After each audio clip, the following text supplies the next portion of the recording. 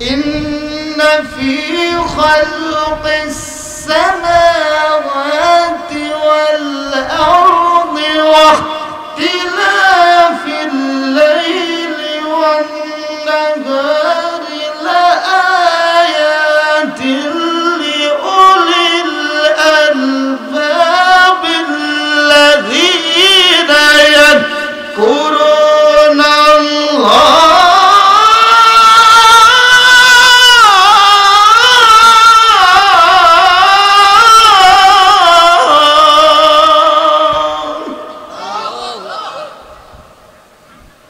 রাতের ভিতরে দিন, দিনের ভিতরে রাত, এই সব কিছুর পরিবর্তন আওয়াজ দিয়ে বলেন কে করিয়েছে?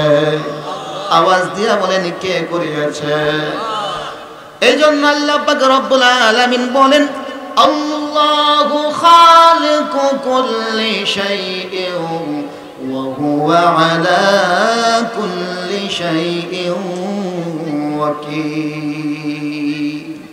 এই সব কিছু সৃষ্টি করেছি, আকাশ সৃষ্টি করেছি, বাতাস সৃষ্টি করেছি, জমিনে সৃষ্টি করেছি, এই সব কিছু সৃষ্টি করে আল্লাহ পাক রব্বুল আলামিন বলেন এই সব কিছু সৃষ্টি করে এটাকে আমি এমনিতেই ছেড়ে দেই নাই। আপনি যেমন ব্যবসা প্রতিষ্ঠানে খুলেছেন, তার মানে কর্মচারী একজন রাখলেন, আপনি সারাদিন খবর নেন না, বিষয়টা কিন্তু এরকম না, ঠিক কিনা? আপনি একজন কর্মচারী রাখলেন, দোকানদার, তাকে সবকিছু ভরণ পোষণ আপনি দিয়ে পরিচালনা করে দিয়েছেন, তার মানে না সারাদিন সে দোকানে বসে কি করে মনিটরিং করার জন্য মালিক একটা সিসি ফুটেজ এটার ভিতরে ফিট করে দেয়, ঠিক কিনা?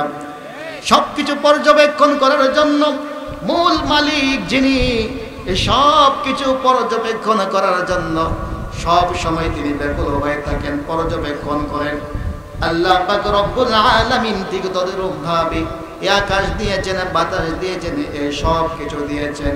সাময়িকভাবে আমাদেরকে আল্লাহ পাক রব্বুল আলামিন ক্ষণস্থায়ী জিন্দেগির সাময়িক একটু পরিচালনার দায়িত্ব আমাদেরকে দিয়েছেন।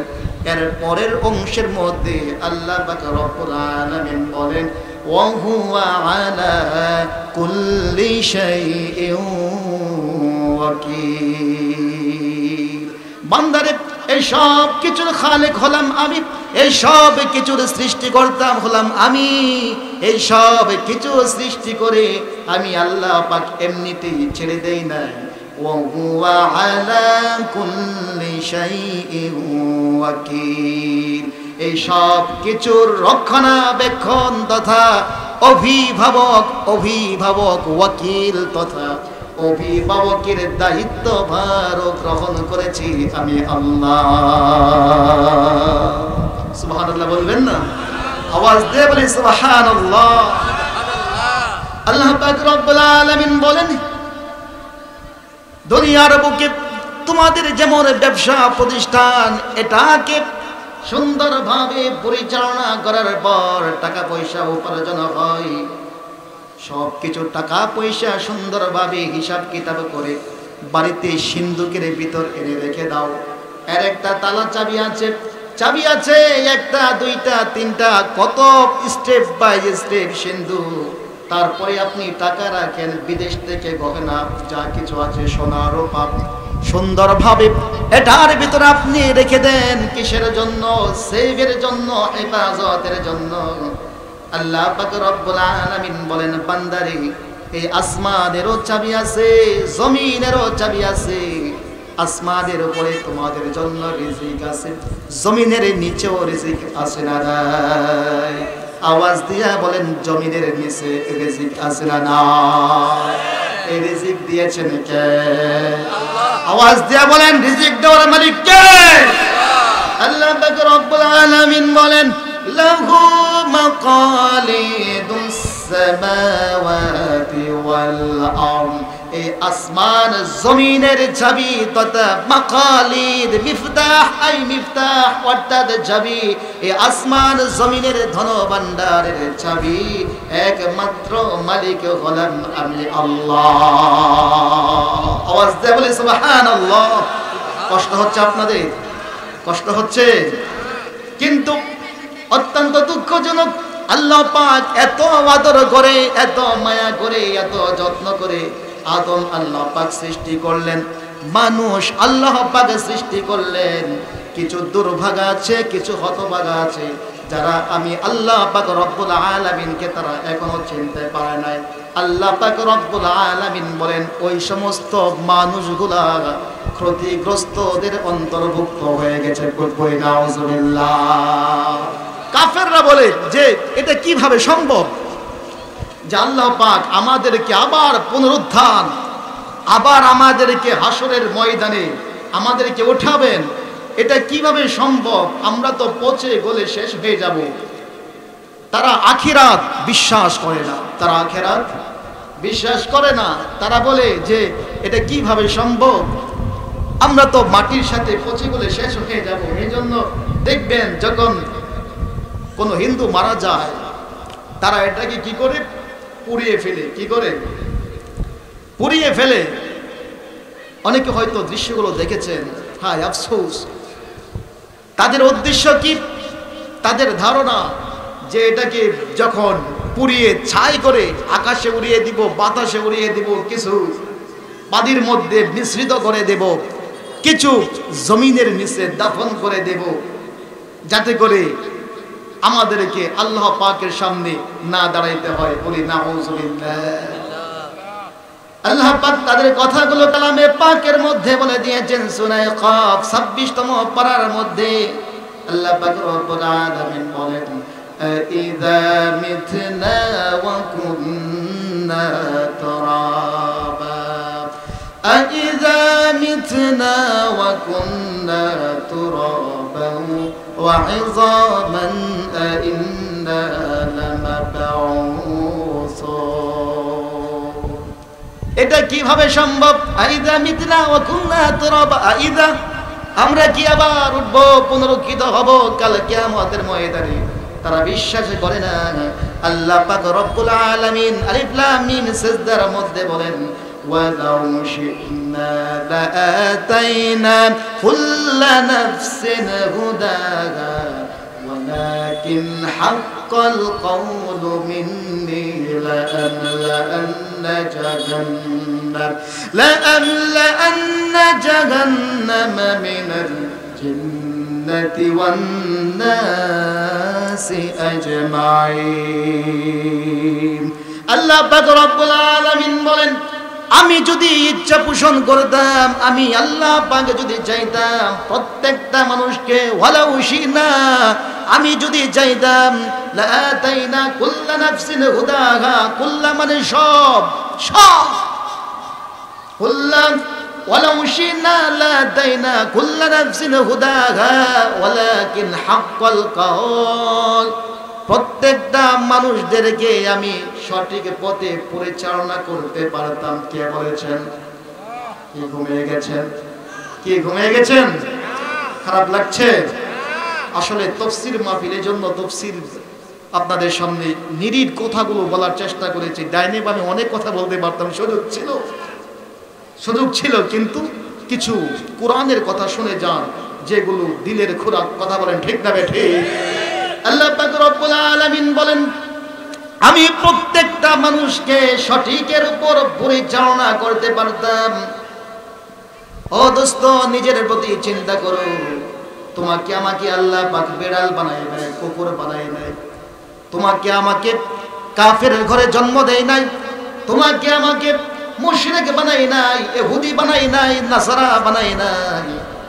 তোমাকে আমাকে আল্লাহ পাক রব্বুল আলামিন সর্বশ্রেষ্ঠ নবী, সব চাইতে সেরা নবীদের সেরা নবী, ইমামুল মুরসালিন, খাতামুল আম্বিয়া, সাকিয়া কাউসার, শাফিউল মুজনিবিন, হযরত মুহাম্মদ মুস্তাফা সাল্লাল্লাহু আলাইহি ওয়াসাল্লামের উম্মত হিসাবে কবুল করেছেন। খুশি না বেজার? আওয়াজ দিয়া বলেন খুশি না বেজার? আরে সেই নবীর রওজা দেখার জন্য মানুষ কত দূর চলে যায়, লক্ষ লক্ষ টাকা খরচ করে মদিনা শরীফের মধ্যে নবীর কাছে জিয়ারতের মধ্যে সালাম পৌঁছানোর জন্য চলে যায়। একটা সালাম দেওয়ার জন্য সেই বাংলাদেশ থেকে ঘন্টার পর ঘন্টা প্লেনের মধ্যে বিচরণ করে তারা কোথায় চলে যায়? সেই নবীর দেশে চলে যায়। নবীকে সালাম দিয়ে দেওয়ার জন্য আমাদের মনে কত আকাঙ্ক্ষা, হাইরে একটা বার যদি সেই নবীজিকে সালাম দিতে পারতাম। এখানে আছে অনেকে, হাজী সাহেব এখানে আছেন, একবার যারা গিয়েছে সেই নবীর রওজা মুবারকের কাছে বারবার যেতে তাদের মন চায়। কথা বলেন ঠিক না বেঠিক? তোমার ওই নাম শুনিলাম,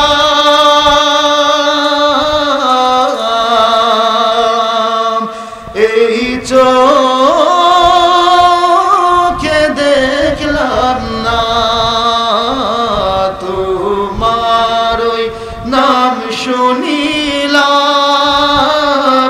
এই চোখে দেখলাম না, এ গরিবের আর যিশু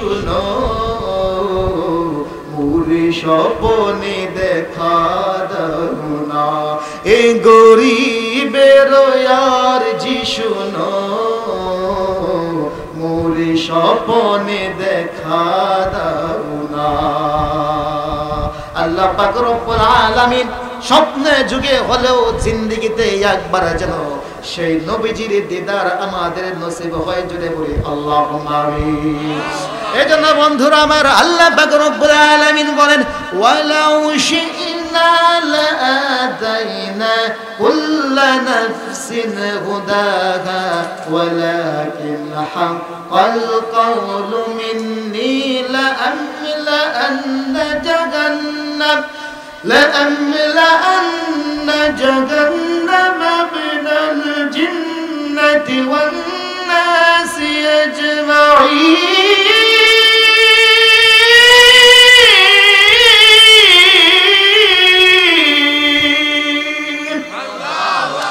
আল্লাহ পাক রব্বুল আলামিন বলেন, প্রত্যেকটা মানুষকে আমি সঠিক পথে পরিচালনা করতে পারতাম। বন্ধুরা আমার, কাফের বানাই নাই, মুশরিক বানাই নাই। তার মানে কি? একটু যদি চিন্তা করেন, তার মানে আপনার বুঝতে আর বাকি রইবে না যে আল্লাহ পাক বড় ইহসান করে, বড় দয়া করে আপনাকে আমাকে মুসলমানের সন্তান হিসেবে কবুল করেছে। বলি সুবহানাল্লাহ। আল্লাহ পাক রব্বুল আলামিন বলেন, প্রত্যেকটা মানুষকে আমি সঠিকের উপর পরিচালনা করতে পারতাম, কিন্তু না না, কাউকে বানিয়েছি কাফের, কাউকে বানিয়েছি মুশরিক, কাউকে বানিয়েছি ইহুদি, কাকে বানিয়েছি নাসারা। কিসের জন্য? কারণ আমি যখন জান্নাত সৃষ্টি করি, জাহান্নাম সৃষ্টি করি, মানুষ সৃষ্টির আগে আল্লাহ পাক রব্বুল আলামিন জান্নাত জাহান্নাম সৃষ্টি করেছেন। বলে সুবহানাল্লাহ। আমরা তো চিন্তা করি আগে, আরে বিয়া করবো, বউ পালবো কিভাবে, বউকে বরণ পোষণ দিব কিভাবে, আরে সন্তান হবে, একটি সন্তানই যথেষ্ট। কি জানি স্লোগান দেয়, সন্তান নেই না, খানা পিনা করাবো কিভাবে, টেনশন, সন্তানের টেনশন, রিজিকের টেনশন, সন্তান হলে খাবার দেব কোত্থেকে। কিন্তু আমার আল্লাহ পাক রব্বুল আলামিন বলেন, বান্দারে তোর তো এত টেনশন করার কোনো প্রয়োজন নাই, কারণ তোকে সৃষ্টি করার হাজার হাজার বৎসর পূর্বে আমি তোর রিজিক আমি আল্লাহ পাক নির্ধারণ করে রেখেছি। বলি সুবহানাল্লাহ। এজন্য আল্লাহ পাক রব্বুল আলামিন মানুষ সৃষ্টি করার পূর্বে কি সৃষ্টি করেছেন? জান্নাতে সৃষ্টি করেছেন, জাহান্নামে সৃষ্টি করেছেন। কারণ মানুষ যদি ভালো করে, কারণ ফেরেশতাদের সাথে আল্লাহ তাআলা পরামর্শ করেছিলেন মানুষ সৃষ্টি করব কিনা। ফেরেশতারা কিন্তু নাবাচক সমর্থন দিয়েছে। আল্লাহ পাক রব্বুল আলামিন বলেন, ও ফেরেশতারা রে, শোনো শোনো, আমি আল্লাহ পাক যা জানি তোমরা কিন্তু তা জানো না। বলে সুবহানাল্লাহ। আল্লাহ পাকের সিদ্ধান্ত আমি মানুষ সৃষ্টি করব। অতঃপর কি করলেন? এই মানুষগুলোর জন্য আল্লাহ পাক জান্নাত সৃষ্টি করেছেন, জাহান্নামে সৃষ্টি করেছেন। ফেরেশতারা বলেছিল তারা রক্তপাত ঘটাবে, মারামারি করবে, কাটাকাটি করবে। আল্লাহ পাক রব্বুল আলামিন জাহান্নাম বানিয়েছেন। যারা আমার বিধান লঙ্ঘন করবে, যারা আমার হুকুমের উপর যারা কর্তৃত্ব প্রতিষ্ঠা করার চেষ্টা করবে, আমার হুকুমের বিরোধিতা যারা করবে, আল্লাহ পাক রব্বুল আলামিন বলেন তাদের জন্য জাহান্নামে রেখে দিয়েছি।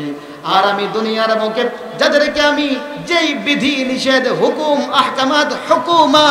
আহকামাত গুলা আমি তাদেরকে যেভাবে বলে দিয়েছি, কোরআনে তাদের জন্য যেভাবে নির্দেশনা দেওয়া আছে, আমার রাসূল যেভাবে তাদেরকে চলতে বলেছেন, আল্লাহর রাসূল কোরআন আর রাসূলের সুন্নাত এই জিন্দেগিগুলোর মধ্যে যদি আমরা বিদ্যমান করতে পারি, আল্লাহ পাক রব্বুল আলামিন বলেন ওই মানুষগুলার মৃত্যুর সাথে সাথে জান্নাতের নাজ নিয়ামত তাদের জন্য অবধারিত হয়ে যাবে।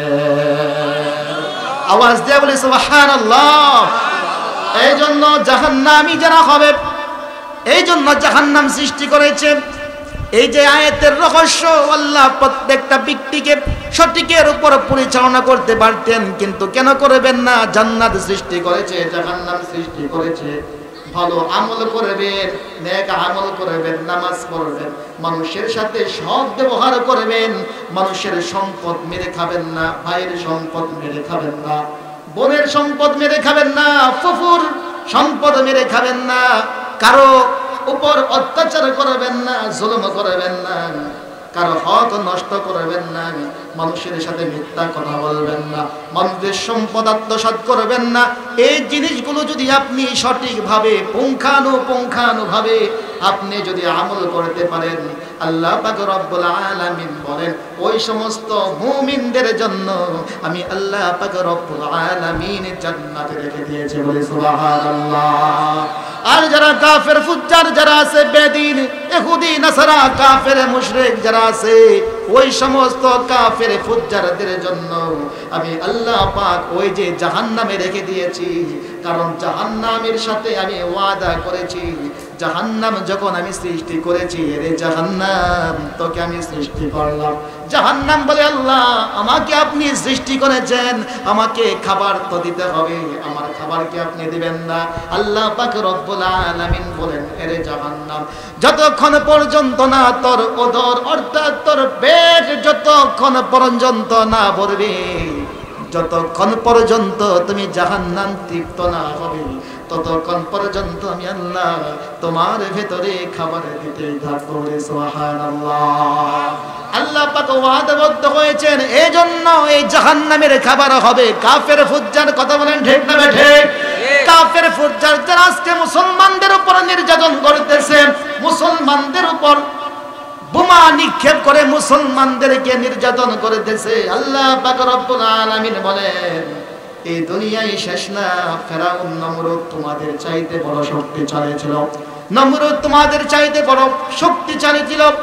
ফেরাউন নমরুদ ওই সমস্ত মানুষগুলা বড় বাহাদুর ছিল, বড় পালোয়ান ছিল, তারা দুনিয়ার বুকে টিকে থাকতে পারে নাই। আল্লাহর হুকুমের বিরোধিতা করে ইসলামের বিরুদ্ধে গিয়ে আল্লাহ পাক রব্বুল আলামিন বলেন কেউ আমার সামনে থেকে থাকতে পারবে না। আওয়াজ দিয়ে বলেন ঠিক না ঠিক?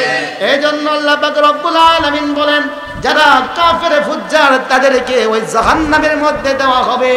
জাহান্নামের মধ্যে দেওয়ার পর জাহান্নাম বলবে আল্লাহ হয় নাই, হয় নাই, আমার পেট ভরে নাই, আরো দেওয়া হবে। এবারও ওই জাহান্নাম বলবে আল্লাহ আমার পেট ভরে নাই। يوم نقول لجهنم هل امتلأت وتقول هل من مزيد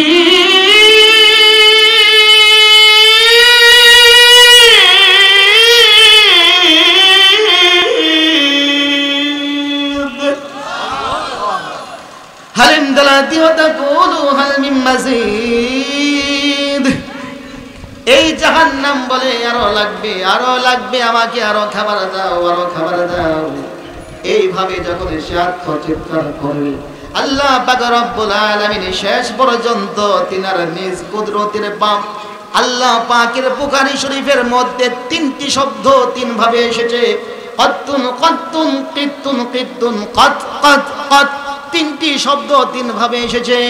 আল্লাহ পাক রব্বুল আলামিন তিনার নিজ কুদরতে বাম পাটা যখন ওই জাহান্নামের পেটের মধ্যে রাখবে, জাহান্নাম বলবে মালিক গো আর খাবার লাগবে না, আমার পেট ভরে গেছে, বাস বাস কত কত বাস বাস বাস আর লাগবে না, আমার পেট ফেটে যাচ্ছে, আল্লাহ আমার আর খাওয়া লাগবে না, আমাকে ছেড়ে দাও, বলে সুবহানাল্লাহ। তাহলে জাহান্নাম বানিয়েছেন ওই সমস্ত কাফের ফুজ্জারদের। আমরা জাহান্নামে যেতে চাই না। আমরা জাহান্নামে যেতে চাই?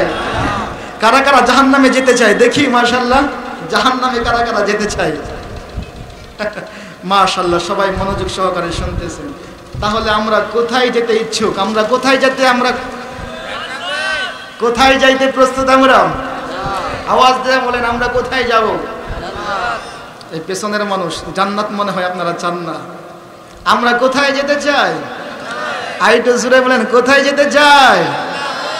আল্লাহ পাক কবুল করুক। সবাই বলি আল্লাহুম্মা আমিন। আসলে যে সূরাটি আপনাদের সামনে আমি তিলাওয়াত করেছি একটি সূরা, সূরাটির নাম হলো সূরা তুর। তুর, সূরা তুর নামটি শুনেছি কিনা? তুর পাহাড়, মুসা নবী যেখানে গিয়ে আল্লাহ পাক রব্বুল আলামিনের সাথে কথা বলতেন। মুসা নবী নাম শুনি নাই আমরা? তিনি কোথায় কথা বলতেন? এই কিছু জিনিস জানার দরকার আছে না নাই? তিনি একজন জলিল কদর নবী ছিলেন, তিনি একজন বড় নবী ছিলেন, এই জন্য তিনার সম্পর্কে আমাদের কিছু জিনিস জানার দরকার আছে না নাই? তিনার নাম ছিল কালিমুল্লাহ, অর্থাৎ যিনি আল্লাহ পাকের সাথে কথা বলতেন। কোথায় গিয়ে কথা বলতেন? এই পেছনের মানুষ কথা বলেন, কোথায় গিয়ে কথা বলতেন? মুসা নবী কোথায় কথা বলতেন? এক ডাক দিলেন মুসা নবী,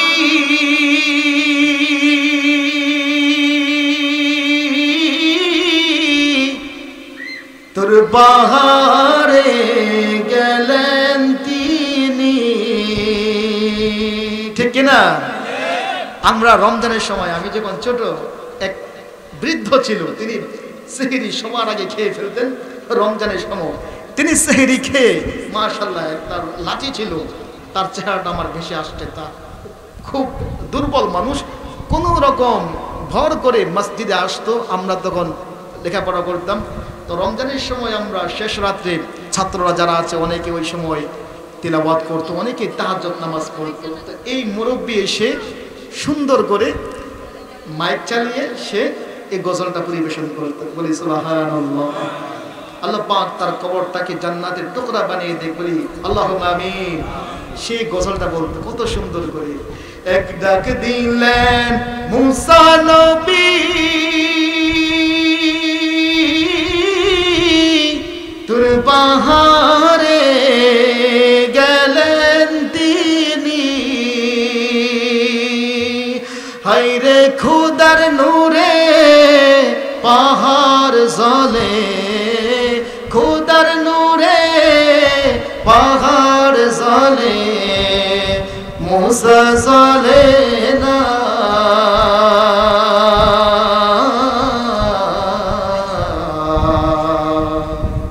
ডাকার মতো ডাকলে আল্লাহ কেমনে শুনি না, ডাকার মতো ডাকলে আল্লাহ কেমনে শুনি না। কষ্ট হচ্ছে আপনাদের? আর একটু বলবো? এক ডাক দিলেন ইব্রাহিম খলিল,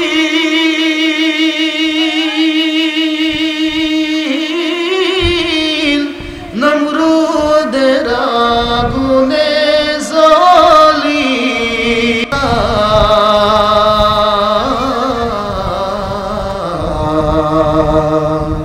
ডাকার মতো ডাকলে আল্লাহ কেমনে শুনে না। আল্লাহ তোমায় ডাকতে জানি না,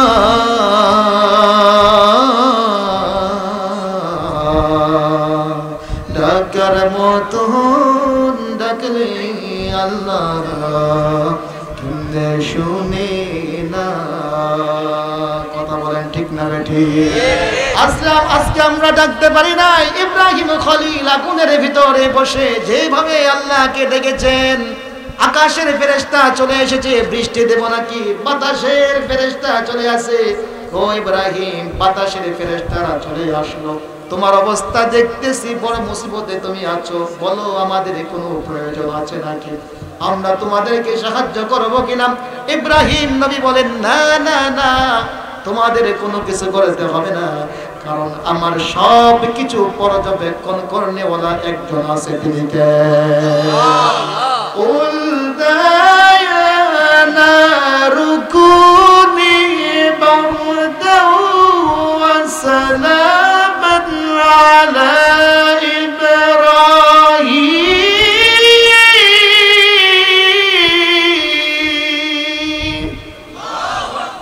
আল্লাহ পাক রব্বুল আলামিনের সাথে এই আগুনকে বললেন, আগুন রে, আমার ইব্রাহিমের জন্য তুমি শান্তিদায়ক ঠান্ডা, শান্তিদায়ক এয়ার কন্ডিশনে তুমি পরিণত হয়ে যাও। সুবহানাল্লাহ। এই জন্য আরেফে রুমি বলেন, তোমরা যদি এরকম ইব্রাহিম নবীর তাওয়াজ্জু, ইব্রাহিম নবীর এইরকম আল্লাহ তাআলার মুহাব্বত আর ভালোবাসা যদি তোমরা বুকে লালন করতে পারো, ইব্রাহিম নবীর কথা বলে আরেফে রুমি একটা সুন্দর কবিতা আবৃত্তি করেছেন। নারে শাহওয়াত চে কুশাদ নূরে খুদা, নূরে ইব্রাহিম মেরা সাজোস্তা, নারে শাহওয়াত চে কুশাদ নূরে খুদা, নূরে ইব্রাহিম মেরা সাজোস্তা। ইব্রাহিম নবীর মুহাব্বত যেভাবে আগুনের ভিতর তোমার ভেতরে গুনার চাহাত জ্বলবে, দাউ দাউ করে জ্বলবে, দাউ দাউ করে তোমার ভিতরে গুনার চাহাত, গুনার আকর্ষণ আসবে। তুমি যদি ওইটাকে দমন করে, এটাকে যদি দমন করে রাখতে পারো, আল্লাহ পাক রব্বুল আলামিন বলেন, ইব্রাহিম নবীর মতো এমন কলবে সালিম আমি তোমার কলবটাকে এরকম কলবে সালিমে পরিণত করে দেব। বলে সুবহানাল্লাহ। আর যখন কলবে সালিম তুমি এরকম অর্জন করতে পারবে, তুমি যেখানে বসে থাকো, গাছতলায় বসে থাকো, ঘুরে ঘুরে থাকো, রাস্তার মধ্যে থাকো, তোমার কাছে এমন লাগবে যে তোমার চাইতে সুখী, তোমার চাইতে এমন আনন্দদায়ক মানুষ পৃথিবীতে আর কেউ নাই, এমন শান্তি তোমার মনের মধ্যে লাগবে। বলে সুবহানাল্লাহ। এই জন্য আরেফে রুমি বলেন, চটাই পর মিলেগা, चटाई पर मिलेगा तख्त शाही, अगर हासिल करो इश्क इलाही, अगर हासिल करो इश्क इलाही। আল্লাহর মুহাব্বত আর ভালোবাসা তোমার অন্তরের মধ্যে যদি লালন করতে পারো, তোমার অন্তরের মধ্যে যদি ধারণ করতে পারো, আল্লাহ পাক রব্বুল আলামিন বলেন, বান্দারে চাটাইয়ের মধ্যে বৈশাবো, তুমি রাজপ্রাসাদের সিংহাসনের জন্য টানাটানি করতে হবে না, বড় চেয়ারে বসে তোমার আনন্দ করতে হবে না, গাছতলার মধ্যে বৈশাবো, তুমি রাজপ্রাসাদের সিংহাসনের আরাম তুমি অনুভব করতে পারবে। বলে সুবহানাল্লাহ। আওয়াজ দিয়ে বলেন, শান্তি দেওয়ার মালিক কে? আওয়াজ দিয়ে বলেন, শান্তি দেওয়ার মালিক কে? এই জন্য ইব্রাহিম বিন আদহাম রাজত্ব ছেড়েছেন। যখন আল্লাহর মুহাব্বত তার অন্তরের মধ্যে এসেছে, রাজত্ব ছেড়ে দিয়েছে, রাজত্ব ছেড়ে দিয়ে জঙ্গলের মধ্যে চলে গেছে, একাকী নিবৃত্তে আল্লাহ তাআলার ইবাদত বন্দেগী শুরু করেছে। কারণ ইবাদত একাকী নিবৃত্তে ইবাদত করলে মনের মধ্যে শান্তি লাগে, আল্লাহর প্রতি মুহাব্বত আর ভালোবাসা সৃষ্টি হয়। প্রমাণ কি? প্রমাণ তার কোরআন। যিকরু রাহমাতি রাব্বিকা আবদাহু যাকারিয়া ইয নাদা রাব্বাহু নিদা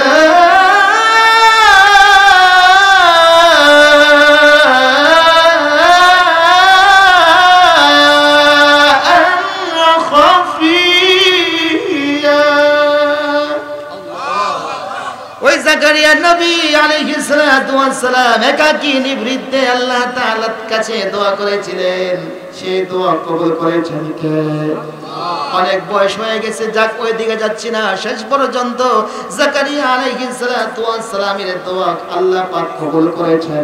এই জন্য আমরাও যদি মন খুলে একাকী নিভৃতে আল্লাহ তাআলার কাছে দোয়া করি, আল্লাহ পাক বলেন বান্দারি দোয়া করতে দেরি হবে এই রকম দিন নিয়ে আমি আল্লাহ পাক রব্বুল আলামিন কবুল করতে দেরি হবে না।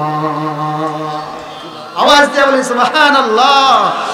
এজন্য আরে ফেরমি বলেন মায়ুস না হো আহলে জমি আপনি খাতা সে তকদীর বদল जाती है मस्तर की दुआ से तकदीर बदल जाती है मस्तर की दुआ से। আল্লাহ পাকের কাছে মহব্বত আর ভালোবাসা নিয়ে যদি হাত তুলি আল্লাহ তাআলার কাছে দোয়া করে মুনাজাত করেন, আল্লাহ পাক রব্বুল আলামিন বলেন এই তোমার বরকতে, এই তোমার বরকতে আমি আল্লাহ পাক রব্বুল আলামিন তোমার উপর যে বিপদ আসার কথা ছিল বিপদটা আকাশ থেকে নেমে তোমার মাথা পর্যন্ত চলে এসেছে। তুমি যদি সুন্দরভাবে নামাজ পড়ে আমার কাছে দোয়া করো আল্লাহ পাক রব্বুল আলামিন বলেন বান্দারে তোমার এই দোয়ার কারণে আমি আল্লাহ পাক রব্বুল আলামিন মাথা পর্যন্ত চলে আসা বিপদটাকে আমি আল্লাহ পাক রব্বুল আলামিন দূরে সরিয়ে দেব। এজন্য দোয়া করতে রাজি আছি নাকি ইনশাআল্লাহ? দেওয়ার মালিক কে? আওয়াজ দেয়া বলি দেওয়ার মালিক কে? এই জন্য বলতেছিলাম মুসা নবী যে পাহাড়ে কথা বলেছেন ওই পাহাড়টির নাম কি? এই পিছনের মানুষ কথা বলেন। মুসা আলাইহিস সালাম যে পাহাড়ের মধ্যে উঠে কথা বলেছিলেন ওই পাহাড়ের নাম কি?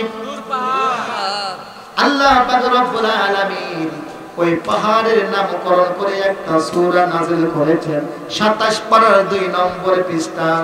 ওই সূরাটার নাম হলো সূরা তুর। বলি সুবহানাল্লাহ। এই সূরার প্রেক্ষাপট অনেক লম্বা, অনেক লম্বা।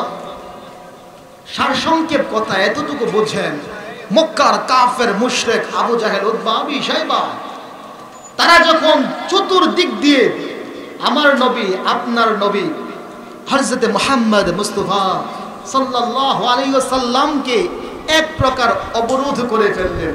কি করে ফেললেন? অবরোধ করে ফেললেন। তারা সবাই ঐক্যবদ্ধ হলো যে মুহাম্মদের সাথে আর কোনো বেচাকেনা হবে না, তার সাথে আর কারো কোনো লেনদেন হবে না, তার সাথে আর কোনো কথা হবে না। এজন্য অনেক দেশ তারা চুক্তিবদ্ধ করে যে আমরা একটা জোট, অন্য কারোর সাথে কথা বলবো না, অন্য কারোর সাথে আমাদের সম্পর্ক না, এরকম জোট গঠন করে কথা বলেন ঠিক না ঠিক? এই কাফেররা ঐক্যবদ্ধ হয়েছে যে মুহাম্মদ কিভাবে দিন প্রতিষ্ঠা করে তাকে শায়েস্তা করতে হবে। বলি নাউজুবিল্লাহ।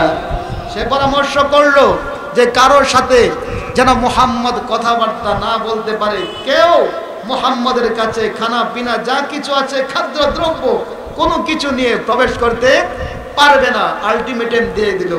তখন এক পর্যায়ে এমন অবস্থা হলো, চুক্তিবদ্ধ লম্বা ইতিহাস, শেষ পর্যন্ত এটার বিরুদ্ধে একজন লোক দাঁড়িয়ে গেলেন। তার একটু মায়া হয়েছে, তার ভিতরে মায়া দেওয়ার মালিক কে? মানুষের ভেতর মায়া দেওয়ার মালিক কে? কারণ এই অন্তর বানিয়েছেন একমাত্র আমার আল্লাহ। এই জন্য আল্লাহ পাক তার ভিতরে তার হৃদয়টাকে একটু কোমল করে দিলেন। নাম তার জুবাইর বিন মুতঈম। জুবাইর বিন মুতঈম তিনার ছিল 4 জন ছেলে। কয়জন ছেলে? 4 জন ছেলে ছিল। কারণ অনেকে ছেলে যদি বেশি হয় তার একটু দাপট থাকে, তার একটু শক্তি থাকে। তো এই জন্য জুবাইর বিন মুতঈম তার 4 জন ছেলেকে আদেশ জারি করলেন, আমার ছেলেরা শোনো, মুহাম্মদের উপর তারা জুলুম করতেছে, আমি যা বুঝতে পেরেছি। অতএব তোমরা এই মুহাম্মদের দুর্দিনে তোমরা তাকে সাহায্য সহযোগিতা করবে, তোমরা সর্বোচ্চ চেষ্টা করবে, নিজের জীবন দিয়ে হলেও মুহাম্মদের পাশে তোমরা থাকবে। আদেশ ফরমান জারি করেছেন 4 জন ছেলের জন্য। আদেশ ফরমান জারি করেছেন কে? তার পিতা, তার এই আলোচনা শুনতে হবে, বুঝতে হবে, না হলে কিন্তু উল্টা পাল্টা উত্তর দিবে। তাহলে সর্বশেষ ফাতিহ মক্কা যখন হলো, এক সময় দেখা গেল এই চুক্তি ভঙ্গ হয়ে গেল। আল্লাহ রাসূল সাল্লাল্লাহু আলাইহি সাল্লাম মদিনায় চলে গেল, কারণ সময় জানি না কতক্ষণ পর্যন্ত। যাক, চলবে নাকি শেষ করে দেব? চলবে নাকি আরো? চলবে নাকি শেষ হয়ে যাবে? থাকবেন না ভাগবেন? থাকবেন না ভাগবেন? রাজি আছি তো সবাই ইনশাআল্লাহ? এই তাকবীর হবে, নারে তাকবীর, নারে তাকবীর। এবার জুবাইর বিন মুতঈম এর ভিতরে তিনি ইন্তেকাল করলেন। ওই দিক দিয়ে আল্লাহ রাসূল সাল্লাল্লাহু আলাইহি সাল্লাম যুদ্ধের ময়দান থেকে কাফেরদের কিছু লোককে গ্রেফতার করে নিয়ে আসলেন। এখন কাফেরদের ভিতর আতঙ্ক, হায়রে মুহাম্মদ আমাদের সাথী সঙ্গীদেরকে এইভাবে বন্দী করে নিয়ে গেল, না জানি তাদেরকে হত্যা করে ফেলে। তাদের ভিতরে এক প্রকার ভয় কাজ করতেছে, ঠিক কিনা? আওয়াজ দিয়ে বলেন ঠিক না ঠিক?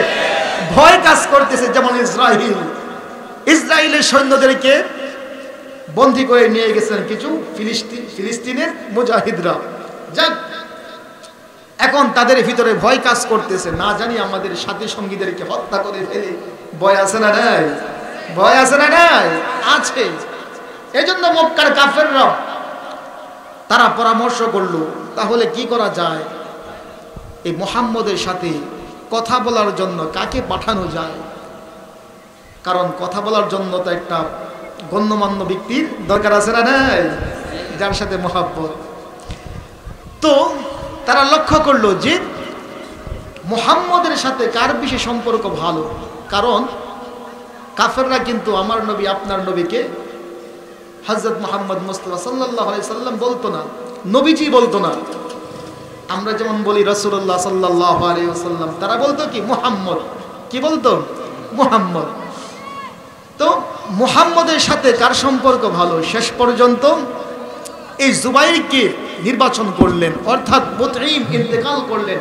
1 বছর পর যুদ্ধ সংগঠিত হওয়ার পর যখন বন্দী হলো, মত বিনিময় সর্বশেষ যে মুতঈমের ছেলে জুবাইরকে পাঠানো হোক কার কাছে? মুহাম্মদের কাছে, যাতে করে আমাদের যে বন্দী যারা আছে তাদেরকে যেন একটা সমঝোতার মাধ্যমে আমরা ছুটিয়ে নিয়ে আসতে পারি। কথা বুঝতে পারতেছে তো ইনশাআল্লাহ? বুঝতে পারতেছে তো ইনশাআল্লাহ? আল্লাহ তৌফিক দান করুন, বলি আল্লাহুম্মা আমিন। এবার জুবাইর সবাই যখন এই দায়িত্ব তার উপর ন্যস্ত করলো, অর্পণ করলো, এবার সে রাজি হলো। যাক, দেখা যাক, আমাদের গোত্রের বংশীয় লোকদের রিকোয়েস্ট কিছু করার দরকার আমার আছে, অবশ্যই দায়িত্ববোধ আছে। এবার আল্লাহর নবীর সাহাবী হযরত জুবাইর রাদিয়াল্লাহু তাআলা আনহু চলে গেলেন মদিনার মধ্যে।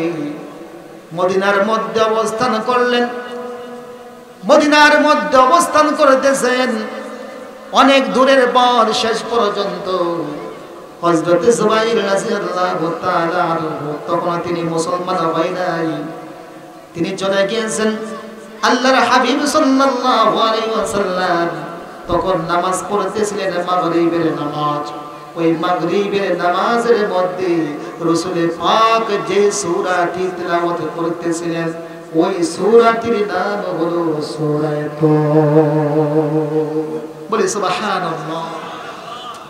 এই সূরা তুর আল্লাহর রাসূল তেলাওয়াত করতেছিলেন, ওয়াত-তুর ওয়া কিতাবিম মাসতুর ফি রাক্কিম মাশহুর ওয়াল বাইতিল মামুর ওয়াস সাকফিল মারফু' ওয়াল বাহরিল মাসজুর ইন্না আযাবা রাব্বিকা লাওয়াকি' মা লাহু বিদাফি'। আল্লাহর রাসূল সাল্লাল্লাহু আলাইহি ওয়াসাল্লাম মাগরিবের নামাজের মধ্যে এত সুন্দর মিষ্টি সুরে যখন এই সূরা তুর তিলাওয়াত করতেছিলেন, হযরত জুবাইর তিনি যেহেতু আরব দেশের ছিলেন, অর্থ বুঝতেছেন, তার ভিতরে এমন একটা জল্পনা কল্পনা, এমন একটা ভয় তার ভিতরে সঞ্চিত হয়েছে। এমন আতঙ্কিত তিনি হয়েছে, ব্যতীত হয়েছে, ভীত সন্তুষ্ট হয়ে, কারণ যে আযাবের কথা এই সূরার মধ্যে বলা হয়েছে এই আযাবের কথা শুনে সে ভয় পেয়ে গেছে, আর অপেক্ষা করতে লাগলো মসজিদে নববীর প্রথম যে ফটক বড় দরজার মধ্যে সে দাঁড়িয়ে আছে, কখন নবীজি নামাজ শেষ করবে। আল্লাহর রাসূল সাল্লাল্লাহু আলাইহি ওয়াসাল্লাম মাগরিবের নামাজ যখন শেষ করলো, হযরত জুবাইর রাদিয়াল্লাহু তাআলা তখন মুসলমান হয় নাই। এই সূরা তুর শুনিয়া, এই বিপদ আপদের কথা শুনিয়া, আযাব গজবের কথা শুনিয়া হযরত জুবাইর আর থাকতে পারলো না। ইয়া রাসূলুল্লাহ, ইয়া হাবিবাল্লাহ, আমার ভয় হচ্ছে কখন জানি আসমান থেকে আল্লাহ তাআলার গজব আমার উপর নাযিল হয়ে যায়, আমি আর দেরি করতে চাই না, আমাকে অতি তাড়াতাড়ি পড়িয়ে দেন লা ইলাহা ইল্লাল্লাহু মুহাম্মাদুর রাসূলুল্লাহ। সবাই পড়ি সাল্লাল্লাহু আলাইহি ওয়াসাল্লাম। হযরত জুবাইর এই আয়াতগুলো শুনে কালেমা পড়ে মুসলমান হয়ে গেল। আল্লাহ পাক রব্বুল আলামিন বিশ্ববাসীদেরকে এই সূরার মধ্যে কিছু জিনিস প্রকাশ করতেছেন, কিছু কসম খেয়ে আল্লাহ পাক আযাবের কথা বলতেছেন। এক নম্বর যে কসম খেয়েছেন ওই কসমটি হলো তুর পাহাড়। বলে সুবহানাল্লাহ। আল্লাহ পাক রব্বুল আলামিন বলেন ওয়াত-তুর, তুর পর্বতের কসম, তুর পাহাড়ের কসম, ওয়াত-তুর ওয়া কিতাবিম মাসতুর, এই কিতাবের মধ্যে যা কিছু লেখা আছে অর্থাৎ লৌহে মাহফুজের মধ্যে আল্লাহ পাক রব্বুল আলামিন এই কিতাবকে সংরক্ষিত করে রেখেছেন। ওই লৌহে মাহফুজের কথা আল্লাহ পাক বলতেছেন। লৌহে মাহফুজের কসম, তুর পর্বতের কসম, ফি রাক্কিম মানশুর, উন্মুক্ত পত্রের কসম। মুফাসসিরিনে কেরাম লেখেন উন্মুক্ত পত্র বলতে যেই কিতাব, যে কোরআন আছে এটাও হতে পারে, অথবা লৌহে মাহফুজের উন্মুক্ত সেই পত্রের কথাও হতে পারে। ফি রাক্কিম মানশুর ওয়াল বাইতুল মামুর, বাইতুল মামুরের কসম আল্লাহ পাক কসম খেয়ে বলতেছেন ওয়াল বাইতুল মামুর, বাইতুল মামুরের কসম। বাইতুল মামুর কি? আমার নবী, আপনার নবী, দু জাহানের বাদশা হযরত মুহাম্মদ মুস্তাফা সাল্লাল্লাহু আলাইহি ওয়াসাল্লাম যখন মেরাজের রজনীতে মসজিদে হারাম থেকে মসজিদে বাইতুল্লাহ পর্যন্ত যখন তিনি ভ্রমণ করেছিলেন, আল্লাহ পাক রব্বুল আলামিন সংক্ষিপ্তে এখানে কিছু আলোচনা করেছেন। সুবহানাল্লাযী আসরা বিআবদিহি লাইলাম মিনাল মাসজিদিল হারাম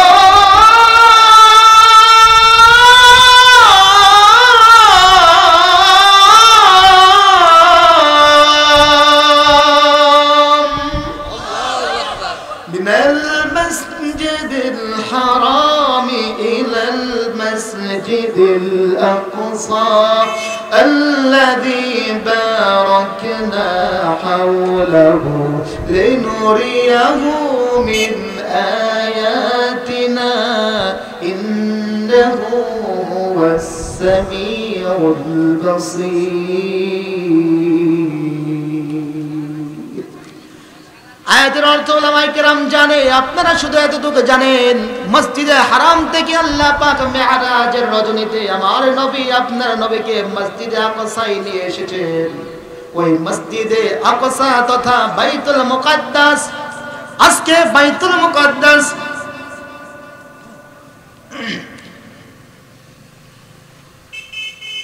যাক আলহামদুলিল্লাহ, প্রধান বক্তা চলে আসতেছে, বলি আলহামদুলিল্লাহ। তাকবীর হবে, নারায়ে তাকবীর, নারায়ে তাকবীর। প্রধান বক্তার আগমন, প্রধান বক্তার আগমন, নারায়ে তাকবীর, নারায়ে তাকবীর। অতএব সামনে বাড়ার সুযোগ নেই, অর্থাৎ ওয়াল বাইতুল মামুর, বাইতুল মামুরের কসম, মসজিদ আকসা থেকে। আজকে আমরা জানি প্রেক্ষাপট, আজকে এই মসজিদ আকসার মধ্যে ওই সমস্ত ইহুদি তাছাড়া কাফের ফুজ্জাররা আজকে নির্মম ভাবে আমার মুসলমান ভাইদের উপর জুলুম করতেছে, বুলেট নিক্ষেপ করতেছে। কথা বলেন ঠিক না বেঠে?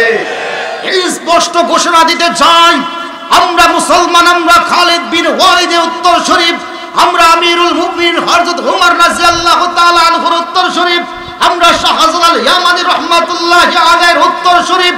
আমরা যদি এখনো সেই সাহাবায়ে কেরামদের ঈমান নিয়ে যেইভাবে তারা হাজার হাজার কাফেরদের বিরুদ্ধে 313 জন সাহাবায়ে কেরাম ঐক্যবদ্ধ হয়ে যখন নারে তাকবীর স্লোগান দিয়ে তলোয়ার নিয়ে যখন ওই সমস্ত কাফের ফুরজারদের সামনে দাঁড়িয়ে গিয়েছিলেন, আল্লাহ পাক রব্বুল আলামিন আসমানি রসরত দিয়ে ফেরেশতাদের মাধ্যমে আমাদেরকে ওই বদর যুদ্ধ আমাদেরকে বিজয় দান করেছিলেন। কথা বলেন ঠিক না বেঠে?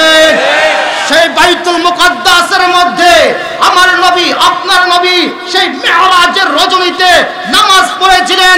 আল্লাহ পাক রব্বুল আলামিন ফরমান জারি করেছিলেন, হযরত আদম আলাইহিস সালাতু ওয়াস সালাম থেকে নিয়ে অদ্যাবধি পর্যন্ত যত নবী রাসূল আমি প্রেরণ করেছি দ্রুত শামিল হয়ে যাও। আজকে আমার বন্ধু এখানে উপস্থিত হয়েছে, সেই স্থানটির নাম হলো বাইতুল মুকাদ্দাস। আমরা কেন বাইতুল মুকাদ্দাসের জন্য আমরা যুদ্ধ করতেছি? মুসলমানরা কেন বাইতুল মুকাদ্দাস ছাড়তে চায় না? ও মুসলমান ভাইরা, একটু দিল খুলে শুনো, একটু উদ্ধাপন করার চেষ্টা করো। কেন আমরা সেই বাইতুল মুকাদ্দাসকে আমরা মহব্বত করি? কেন বাইতুল মুকাদ্দাস নিয়ে আমরা কথা বলি? কারণ এই বাইতুল মুকাদ্দাসের মধ্যে আমার নবীর কদম মুবারক করেছে। কথা বলেন ঠিক না বেঠে? এই বাইতুল মুকাদ্দাসের মধ্যে 10 বছর পর্যন্ত আল্লাহর রাসূল সাল্লাল্লাহু আলাইহি সাল্লাম মুসলমানদের প্রথম কিবলা এই বাইতুল মুকাদ্দাসের দিকে ফিরিয়ে আমার নবীজি নামাজ কায়েম করেছে। বলে সুবহানাল্লাহ। অতএব যখনই আমার নবী, আপনার নবী এই বাইতুল মুকাদ্দাসের মধ্যে সমস্ত নবীদের সামনে যখন নাকি ইমামতি করেছিলেন, ইমাম সাহেব হিসেবে দাঁড়িয়েছেন, তখন থেকে আমার নবী, আপনার নবীর লকব আল্লাহ পাক রব্বুল আলামিন একটা লকব দিয়েছেন, যেই লকব অন্য কোন নবীদের ব্যাপারে দেওয়া হয় নাই। সেই লকবটি হলো ইমামুল আম্বিয়া। ও নবী, আজকে থেকে আমি আপনাকে ইমামুল আম্বিয়া অর্থাৎ সমস্ত নবীদের ইমাম হিসাবে আমি আল্লাহ পাক রব্বুল আলামিন আজকে আপনাকে লকব দিয়ে দিলাম। বলে সুবহানাল্লাহ। অতএব এই মুসলমানদের পুণ্যভূমি, পবিত্র ভূমি, আল্লাহর রাসূল সাল্লাল্লাহু আলাইহি সাল্লাম বলেছেন একটা বিজয় দল থাকবে। হযরত উমামা রাদিয়াল্লাহু তাআলা আনহু প্রশ্ন করলেন, ইয়া রাসূলুল্লাহ, ইয়া হাবিবাল্লাহ, সেই বিজয় দলটি কোথায়, কোনখানে অবস্থান করবে, কোন জায়গায় অবস্থান করবে? আল্লাহর রাসূল সাল্লাল্লাহু আলাইহি ওয়াসাল্লাম বলেন, ও আবু উমামা, ওই বিজয় দলটি যেটা কিয়ামত পর্যন্ত সত্যের উপর অচল থাকবে, অটল থাকবে, ওই দলটা যেখানে অবস্থান করবে সেই জায়গাটার নাম হলো বাইতুল মুকাদ্দাস তথা তার আশপাশের এলাকা। বলে সুবহানাল্লাহ। ওই ইহুদি নাসারা, তোমরা শুনে রাখো, আমরা কেন সেই বাইতুল মুকাদ্দাসকে মহব্বত করি? অতএব গোটা বিশ্বের থেকে মুসলমানরা যদি কোনো দামি জায়গা দেখতে চায়, কোনো দামি জায়গা বুকের মধ্যে লালন করে, আমরা জানি সেই পবিত্র স্থান হলো বাইতুল মুকাদ্দাস। অতএব তোমরা এই মুসলমানদেরকে আজকে নির্মম ভাবে তোমাদের বুলেট নিক্ষেপ করে, তোমরা বোমা ফেলে, বিমান হামলা করে, জলস্থল দিয়ে তোমরা নির্মম ভাবে ছোট ছোট বাচ্চাদেরকে মার সামনে বোনকে ধর্ষিত করছো, ছেলের সামনে তার পিতাকে হত্যা করছো, মায়ের সামনে ভাইকে হত্যা করছো। আর মুসলমানরা ওই সমস্ত কামানের সামনে তাদের নিজের বুকটাকে সামনে বাড়িয়ে দিয়ে বলে তোমরা সব কিছু করতে পারো, কিন্তু আমরা আমাদের জীবন দিয়ে হলেও আল্লাহ পাক রব্বুল আলামিনের পবিত্র ভূমি তথা এই বাইতুল মুকাদ্দাস এই মুসলমান ছাড়তে পারে না, ছাড়তে পারে না, ছাড়তে পারে না। অতএব আমাদের জীবন দিয়ে হলেও আমরা সেই বাইতুল মুকাদ্দাসকে আমরা মুক্ত করে ছাড়বো। এই স্লোগান